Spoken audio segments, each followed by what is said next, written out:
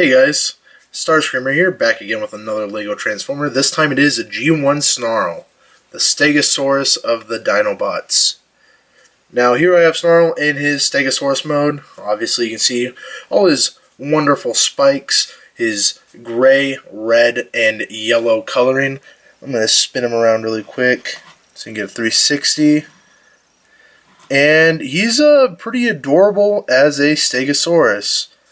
He's got a little Stegosaurus spikies back here on his tail. Funnily enough, the G1 toy actually doesn't have these spikes. I'm sure that was for a safety concern issue. Don't want no kids poking their eyes or anybody else's eyes out with spikies. But I went ahead and gave him some spikies on his tail because he is a Stegosaurus.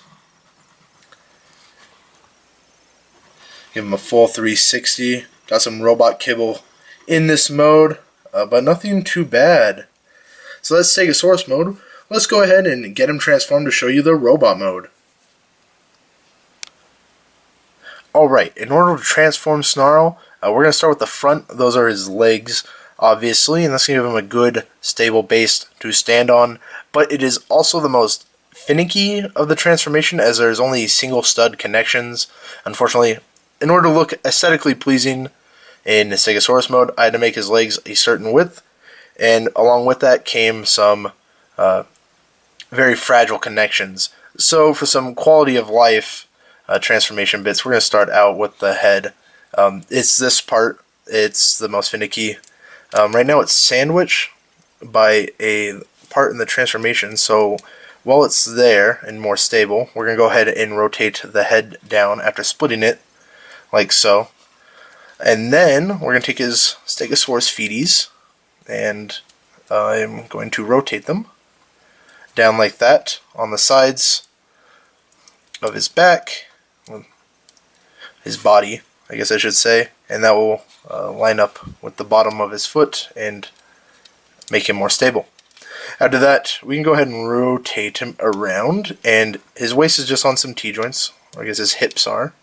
And we can go ahead and rearrange these and rotate this around so it faces the front. These are the front of the legs, and then on that maxi-fig hand, go ahead and rotate his legs up, just like that. Go ahead and do the same on this side. It's just a little tight. We are new pieces. Okay, flip them over, and then right here, this is what I'm talking about, this singular joint.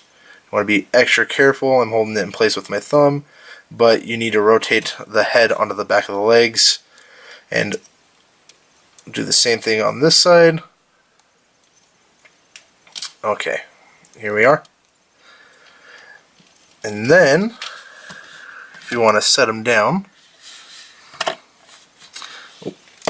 that is exactly what I'm talking about. Okay.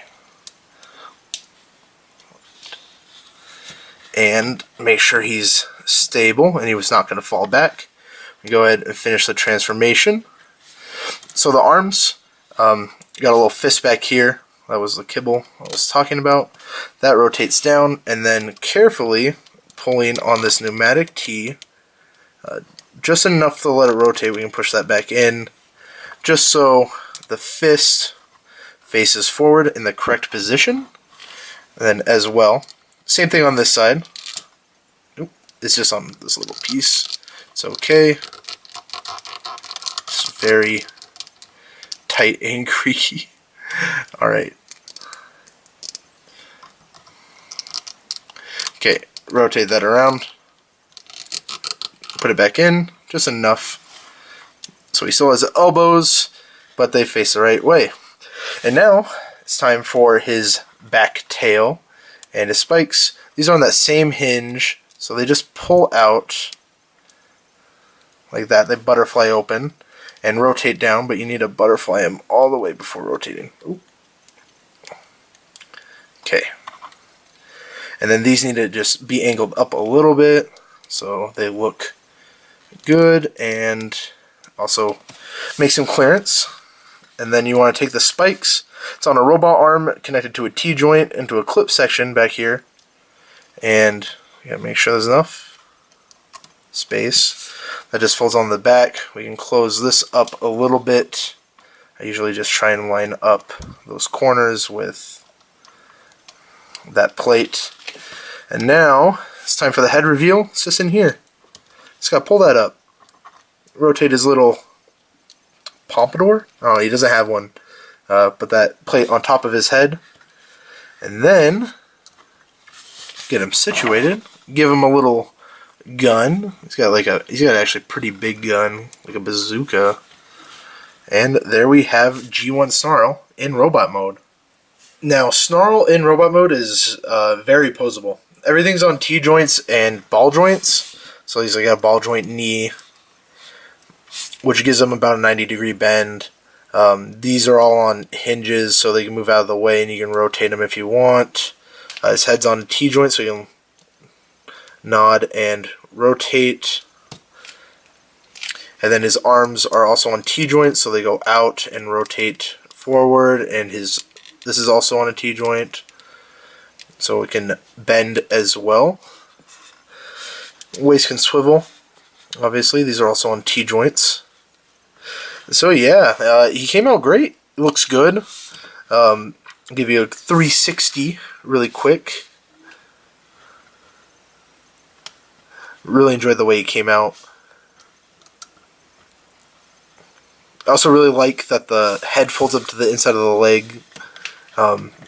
It's a lot of kibble reduction, and it fills them out. It looks good.